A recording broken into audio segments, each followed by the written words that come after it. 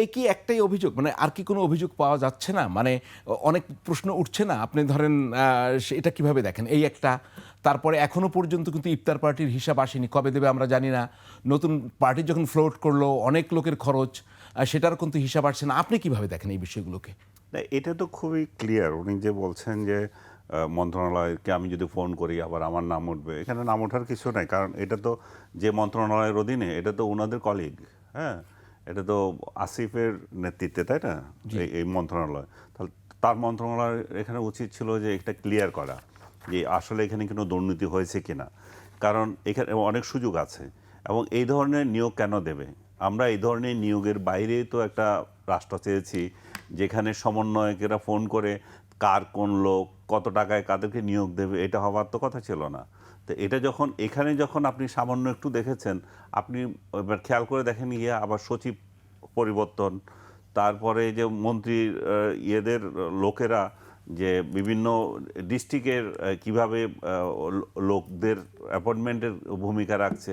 তো সব যা তদবিরে তো আপনি যখন একটা রাষ্ট্র ক্ষমতায় আপনি অংশীদারিত্ব পেয়ে যান, তখন তদবিরের তো অপরন্ত সুযোগ তৈরি হয়। আর এই যে সরকারের মধ্যে যে এই পার্টির দুইজন উপদেষ্টা যে রয়ে গেছেন, তারা তো সবচেয়ে গুরুত্বপূর্ণ মন্ত্রণালয়ে আছে। আপনি মনে করেন যে এলজিআরডি, যেটা এলজিইডি না,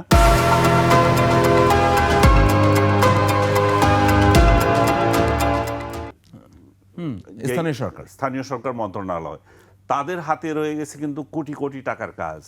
আপনি যদি দেখেন যে প্রত্যেকটা সরকারি দল তাদের মহাসচিবকে এই এই এই পোস্টে দিত, তাই না?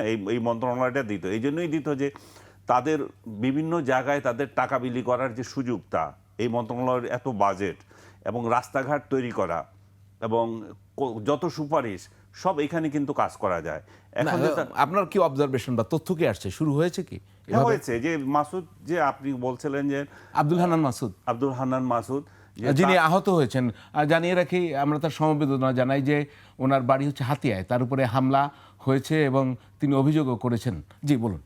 কালকে আমি তার একটা বক্তৃতা দেখছিলাম যে সেখানে একজন ইয়েকে আপনার